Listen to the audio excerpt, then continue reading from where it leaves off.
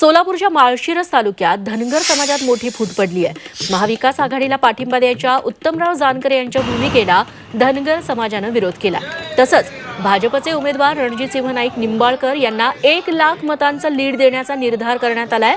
धनगर समाजाचे नेते उत्तमराव जानकर यांना हा धक्का मानला जातोय।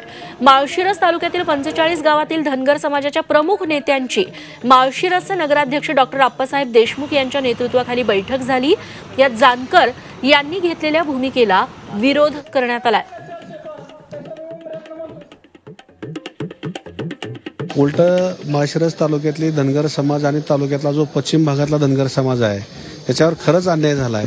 तो खूप ताकदीनं ह्या निवडणुकीमध्ये उतरलेला आहे आणि येत्या 7 तारखेला खासदार रणजितसिंह नाईक निंबाळकर यांना एक कमीत कमी तालुक्यातून 1 लाखापेक्षा जास्त मतदानाचं लीड मिळेल अशी आशा सर्वांना आहे।